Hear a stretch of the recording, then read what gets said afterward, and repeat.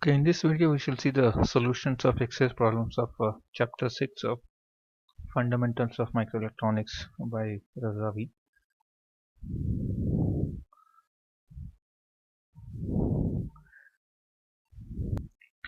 We have selected some problems of chapter 6.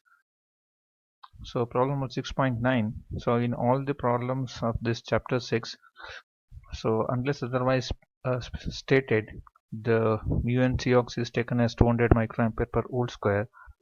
Mu p Cox is taken as 100 microampere volt square. The threshold voltage of NMOS is taken as 400 millivolts, and for P MOSFET it is taken as minus 400 millivolts. Now 6.9 states that an NMOS device operating with a small drain to source voltage serves as a resistor.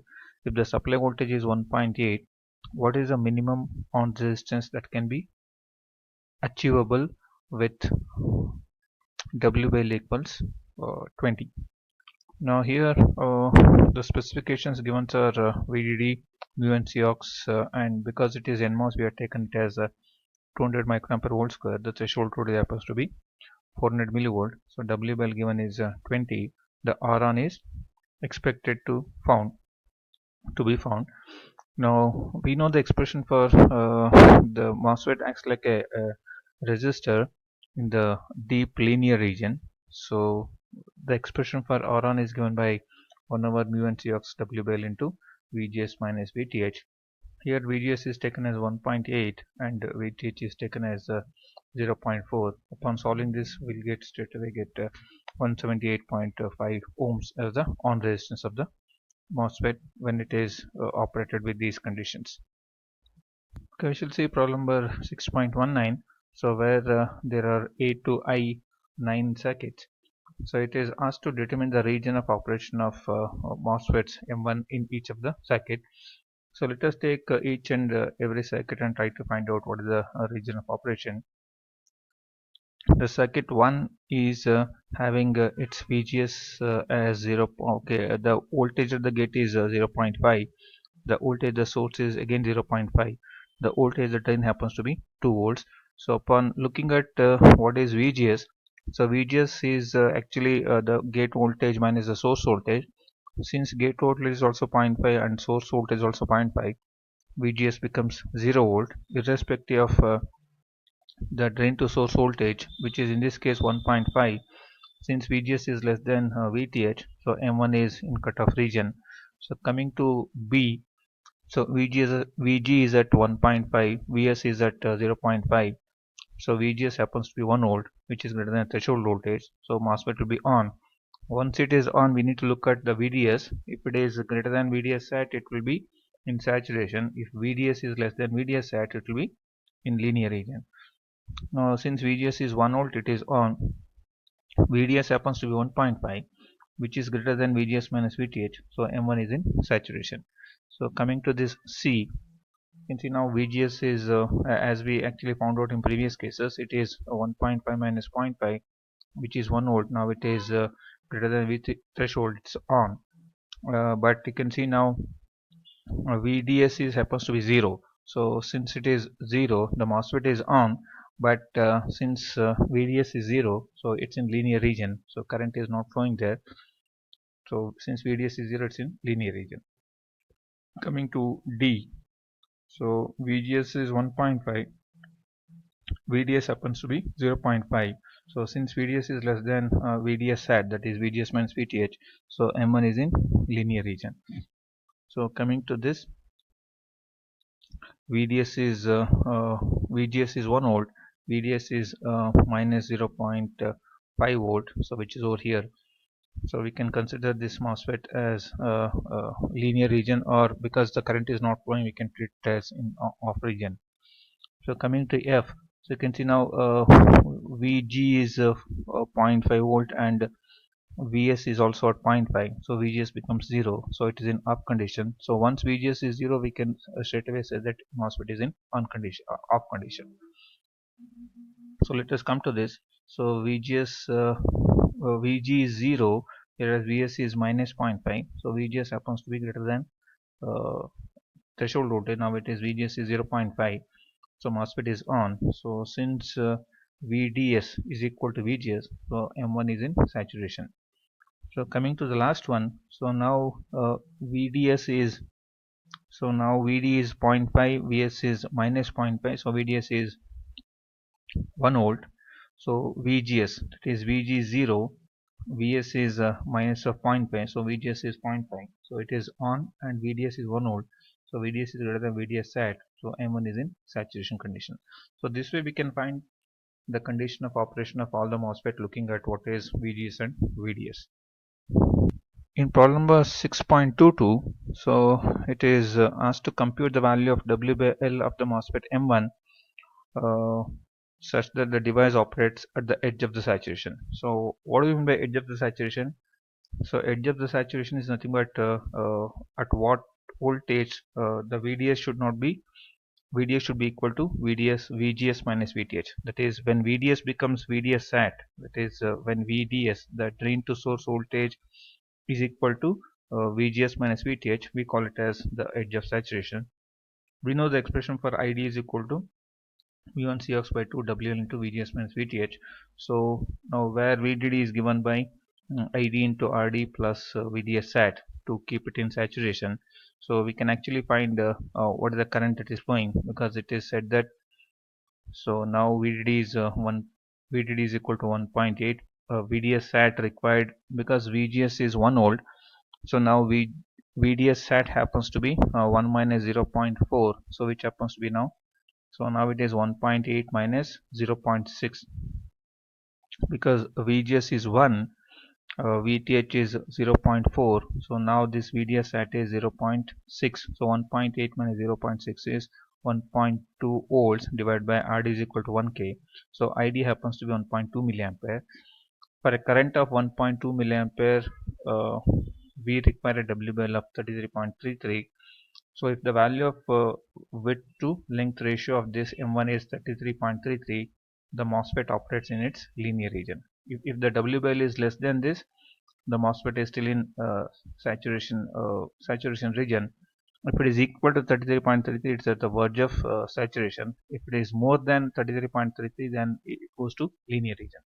So the value of W by L where the MOSFET operates at the verge of saturation is 33.33. In this problem of 6.23, so it is asked to, using the value of W by L found in the previous example, explain what happens if the gate oxide thickness is doubled due to manufacture error. So due to manufacture error, if the gate oxide thickness doubles, what is the effect of that on the operation? Now Kp, the gate oxide thickness will be affecting this Cox, which will going to change your Kp. Now you can see if Tox doubles, Cox reduced by 2 times, so your Kp also reduced by 2 times. So now Kp earlier it was 200 micro ampere per volt square. This is Kp, that is kappa for N type, so which was 200, now it has become 100 microampere volt square due to increase in the value of Tox by 2 times. So substituting the value of W by L as 33.33 as we obtained in the previous case, the ID comes out as 0.6 milliamperes. So ID into RD happens to be 0.6.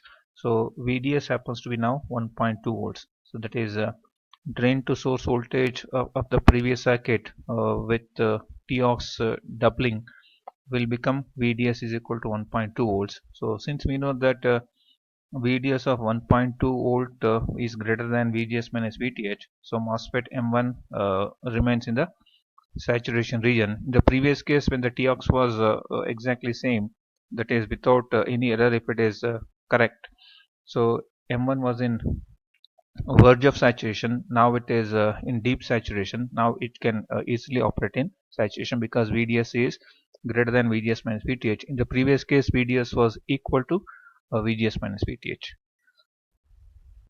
The conclusion here is that due to manufacturer error, if the Tox doubles, the MOSFET still remains in saturation region because VDS is now 1.2 volts, because your ID has reduced from 1 milliampere to 0.6 milliampere. Sorry, the current has reduced from 1.2 milliamperes to 0.6 milliampere, that is reduced by half. This problem of 6.25, so we are asked to derive a relationship among the circuit parameters that guarantees M1 operates in saturation region. So you can see now in this circuit, so VGS, because gate is tied to VDD, VGS is equal to VDD, that is VDS sat happens to be VGS minus VTH. Now I'm replacing VGS by VDD.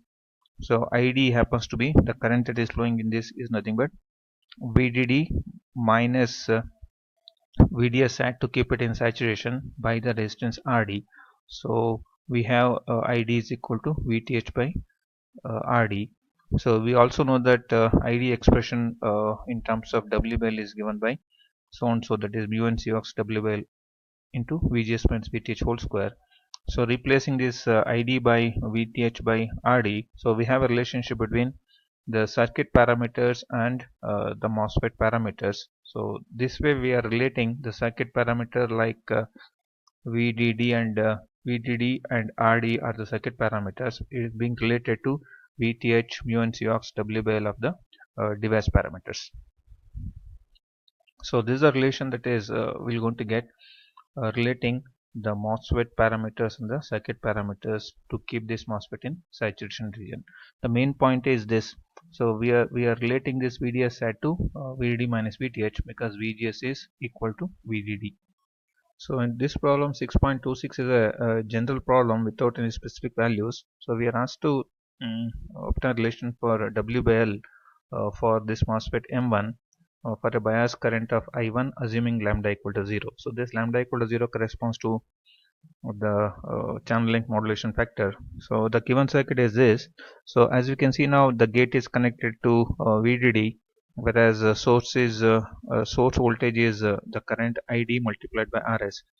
So VGS expression happens to be VG minus VS, where VG is equal to VDD and VS is equal to ID into RS, which is ID now in this case taken as I1.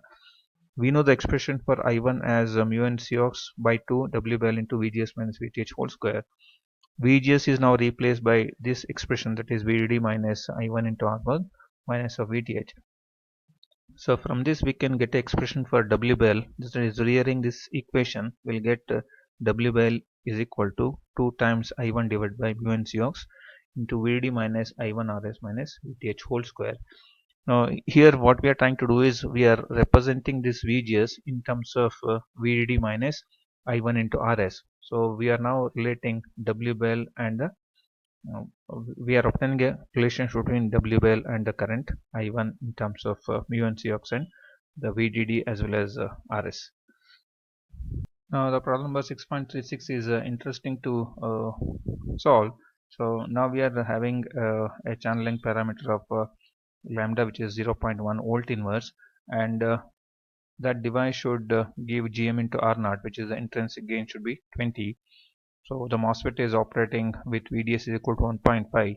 We are asked to determine the value of WL if the current ID is equal to 0.5 milliampere. Now these are the parameters given, so we are asked to find WL. We know some expressions, so AV, which is again nothing but GM into R0. GM is, of course, out of these two we don't know GM, we don't know R0 also, but we know what is AV. So let us try to find out the expression for GM. The other expression is 2ID by VGS minus VTH. It is one of the expression. So from this expression we can get the value of VGS minus VTH. So what is VGS minus VTH? So rearrange this equation, it is 2ID by GM. So here in this we still don't know what is the value of GM. Just a minute. We can get the value of GM. Okay, before we get the value of GM, let us try to find out the value for R0, which is given by 1 over lambda into ID. We know the value of ID, we know the value of lambda. We can get the value of RD as R0 as 20 kilo ohms. So GM can be obtained once you substitute the value of uh, R0 into this expression. We'll get the value of GM as 1 over 1000 ohm inverse. So from which we can get the value of VGS from equation 1 as 1 volt. Substituting VGS minus VTH in this, and mu and Cox we know what is lambda, we know what is VDS, we know what is ID. The unknown parameter is only W by L. Upon solving this expression 3 by knowing the value of VGS minus VTH, ID and VDS will